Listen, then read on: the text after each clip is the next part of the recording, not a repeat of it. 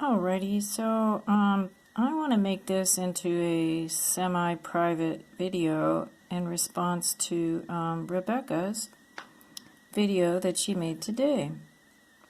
Hi, Rebecca, and I hope YouTube is going to let me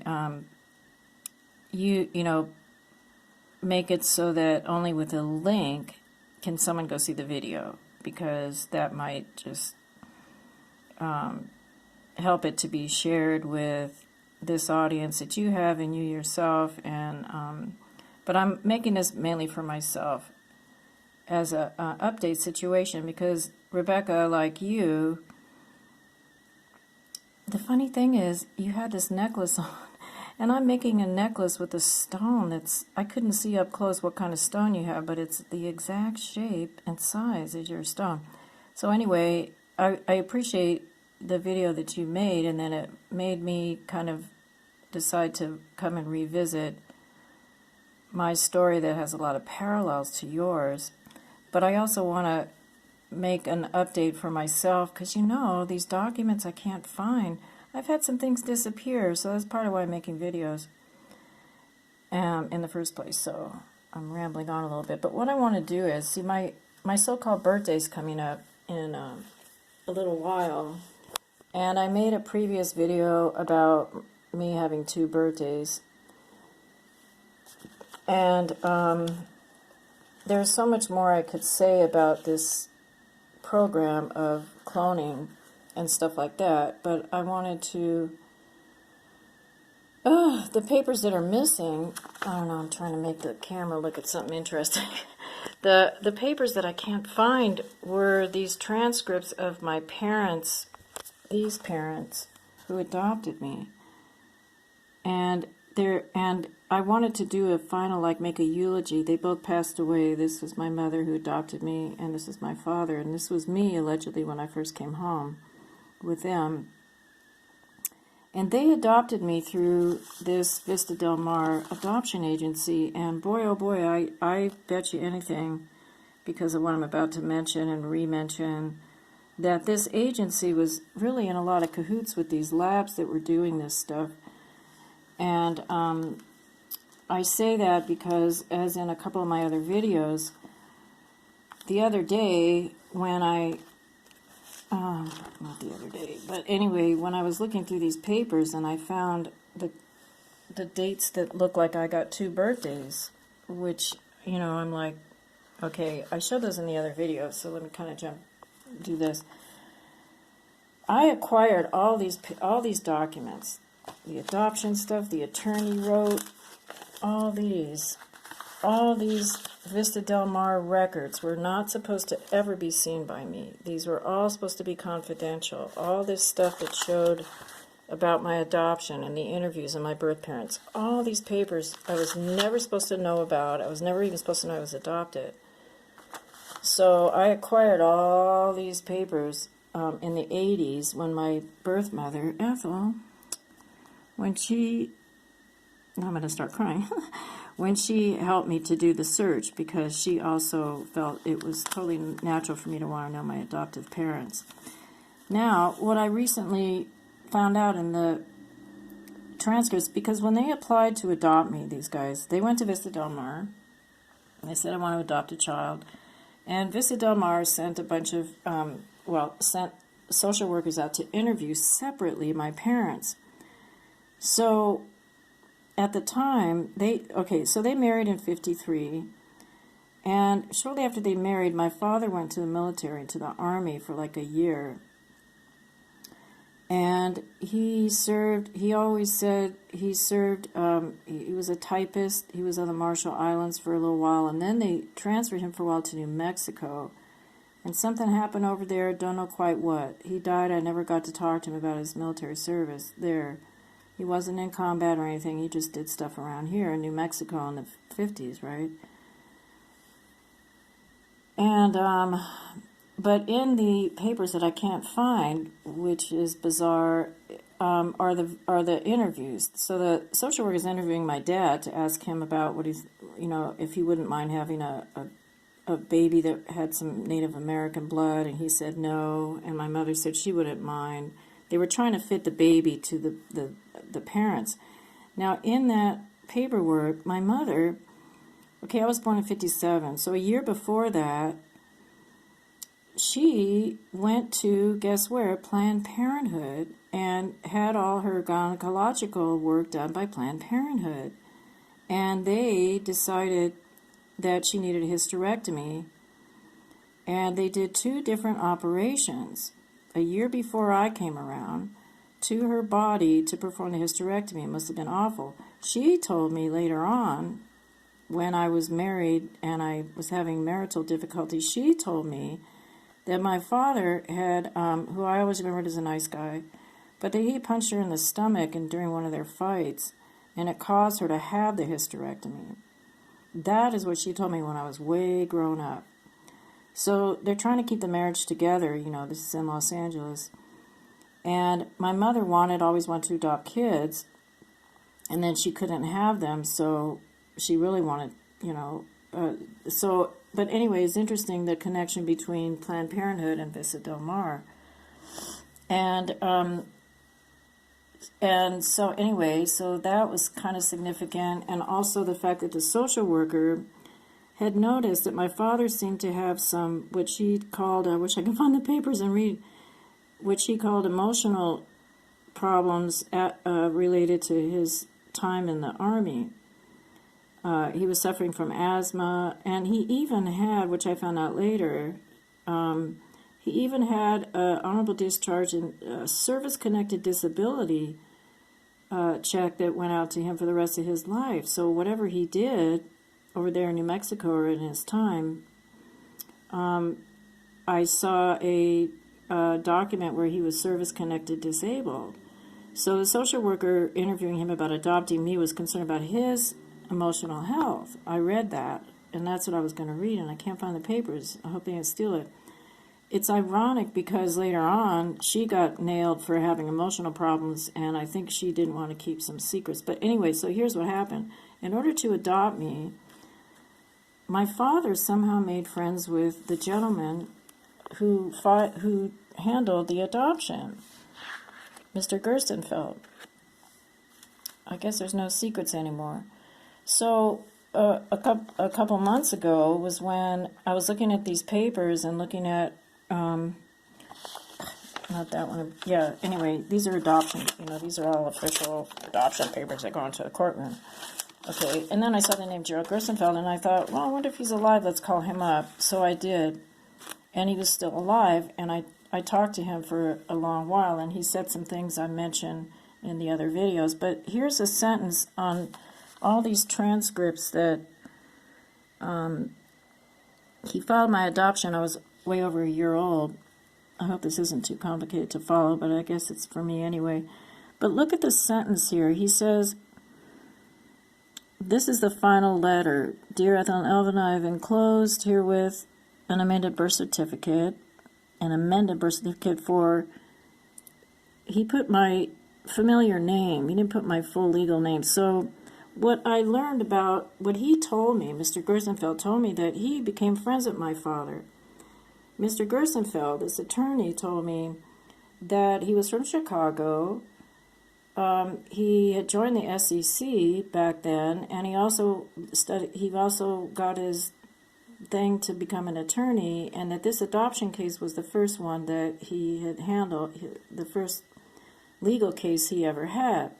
He said he came to LA and became friends with my father and mother because his sister-in-law, relatives, the Goldmans, lived across the street, and he said at one point he even stayed in my parents' house. So anyway, long story short, the attorney that handled the adoption was friends with my father, and had also come out of the military himself. He said, I didn't get to ask him what he did in the service and all that. And the reason I'm making the video is because I'm thinking, well, maybe I'm going to call him back on my birthday because he said quite a few things. But going back to this letter, he said, I expect the bill to Steffi to be paid over a period of many, many years. Now, I was told my adoption cost $500. My mother used to tell me that it cost $500 to adopt me. But anyway, I just highlighted the sentence, he expects the bill to me to be paid over a period of many, many years. That just seems kind of like an odd thing to say. But anyway, I asked him on the phone when I talked to him about cloning research, and he did say things to verify that not only was he familiar with it, but he was involved somehow in challenging Darwin's theory of evolution. So the bottom line is that it does look like Vista Del Mar. Well, I called them up. In fact, last time I called, they wouldn't call me back. I called them up to ask them if they have any records of them being involved with these laboratories and such as that did genetic experimenting, because I found something online that talks about DNA being discovered in 1953 by these two scientist guys. 1953. So if that's true, and if I really had my act together, I'd read to you the article I found online. But it names these two doctors who discovered DNA, and, you know, right then is when they started messing around with it. And so now, because I came from a mother who had Hungarian background, but the father had Comanche Indian blood, the thing is, when I was talking to Mr. Gerstenfeld a couple months ago, he said to me, "How did you know you were adopted?" And I said, "Well, I've always known because my mother told me ever since I was 2.5, because we had to go get my little brother from a building, and she felt like that was the time to mention that we came from different parents than her." So listening to Mr. Gerstenfeld, he was surprised I knew it all, and I was so nervous talking to him, but just wanting to reassure him that, you know, everything's okay, but that I've always known. But I wasn't supposed to know that the Comanche Indian blood was there at all. And like I say, all these papers I wasn't supposed to have, it just took me years to get them and to get Vista Del Mar to send the documents, and then for me to figure out the names of my birth parents, which I did. And that took even more research when I joined the group called ALMA that helped people find out. And we had someone in the Hall of Records in Sacramento that went and dug up my birth mother's birth certificates that look like this. Now, what kind of birth certificate is this? It's a weird birth certificates, but that's what they look like before I was given an official-looking one.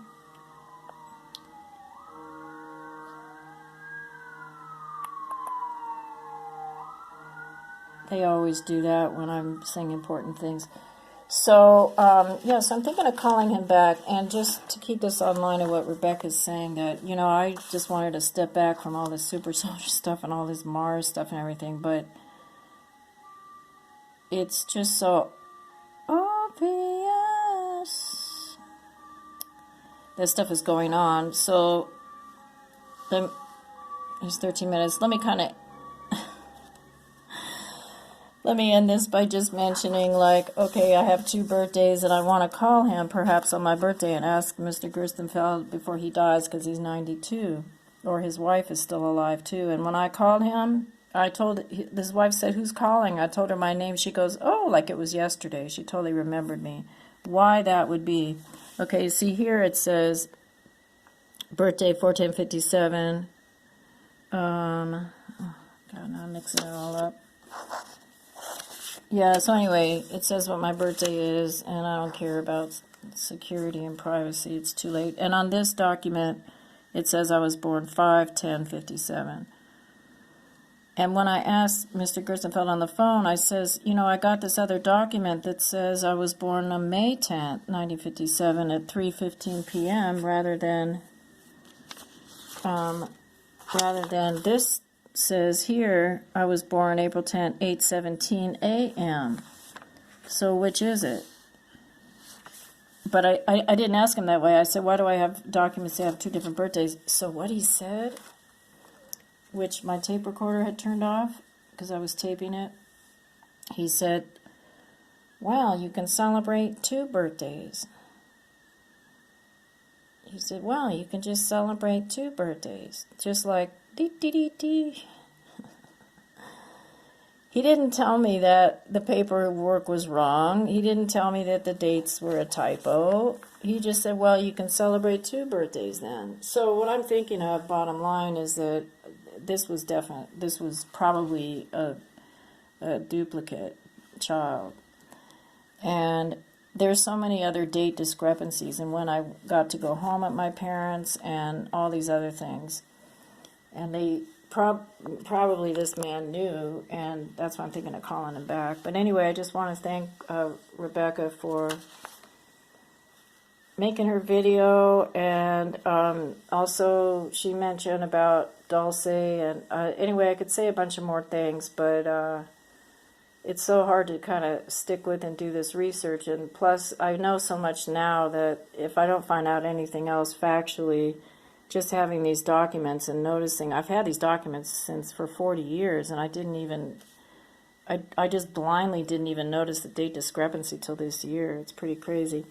But anyway, just a slight eulogy to my family. Like, I found out later that my father was not that nice, I mean, really, really not that nice. And my childhood, there was child pornography involved and other kind of things. And when my mother, they divorced when I was 5, and they had my memories of their earliest fights and stuff. And then she ended up becoming suicidal, and then having these psychiatrists try to do treatments with her. And anyway, the bottom line is, after they divorced, my father remarried, and they never spoke to each other. And when I confronted my dad, like a few years ago before he died, I finally lost my temper, and I says, "You won't even talk to my mother," because she would have talked to him. And then he said, "Over my dead body will I ever talk to her?" And his face looked really wicked. So they're both dead, so I guess, maybe they're making up or whatnot. But they really, what's so sad is that they had love. My father had a loving heart, and all of us have been corrupted by this whole situation. And I couldn't even stand to go back to Los Angeles after my childhood and after all that Hollywood drama. And my mother was like, everybody was used. And it's just really sad, because I'm not sure my father was looking at me like, well, she's going to be a sex object and we're going to sell her later on. Or I don't know if that was going on. I hope not. And I don't think my mother wanted that to be going on either. And, the pedophilia and all that. So, but apparently, I mean, it did happen, and just covered up like it gets covered up. So anyway, there's that. And so as far as the public looking at this, we got Vista Del Mar. If there were other people that were adopted through that agency that have any similar inklings that this agency was working with these labs, that would be really interesting to know. Maybe I'll call them back and pester them again, or someday you think I'd want to go there. I don't know. But as far as the Jewish, replenishing the Jewish population with children that could join their families after the war and all these things happen, I'm going to show this one more photo just as proof of something. This was taken in 1993, and my father's second wife had a child, and that's her in the middle. And she's now married to a man who has become, his business is like worth $3 billion. So now they're like billionaires in Manhattan, kind of Jewish billionaires. That's me on the left, and that's a cousin right there. These are all adopted family members. But I walked away from the whole Hollywood thing and the whole situation. But this was the last time they came out to where I was living in the country there in the 90s. And this is before she married her husband, and everything went, one way and the other. So anyway, that's a picture. And I don't know how things are disappearing. I've had a couple items disappear, like either stolen or vanished. I don't know what. But anyway, that was supposedly me. And I guess I just want to make a toast to people who look up stuff and find out the truth about things, and the cloning thing and all that. And maybe I'm going to call this guy on my birthday and ask him for more details, like what happened. So like I say, he's 92 years old, and I feel real fortunate that I was able to talk to him at all, and that he clarified this conscious awareness of this program happening, and that he might have used his capacity as well. Anyway, you know what I mean. So all that. Alrighty. What does that have to do with Mars? Well, what does that have to do with this whole thing is all my other recalls and memories. Like Rebecca says a lot of things that I have memories of too, similar. So, you know, without throwing out guesses or anything like that, it's really easy to and I think people listening to this kind of stuff are like, how could this be real? So that's why I put this out here, this whole drama, because more and more of us have to, you know, next time you watch a sci-fi from the 50s, some of those were real. And she mentioned those clunky ships, that clunky kind of ship. Well, what if, what if back then when they were going off planet and everything else, they did have some clunky technology, although it worked, you don't know. So anyway, yeah, we're all beings of little energy batteries, and that's what we are. Okay, so anyway, that's an update, and just sort of saying this again. I don't get a lot of views on my videos, which is okay, and whoever listens, I mean, there's so much bad guy. I mean, I'm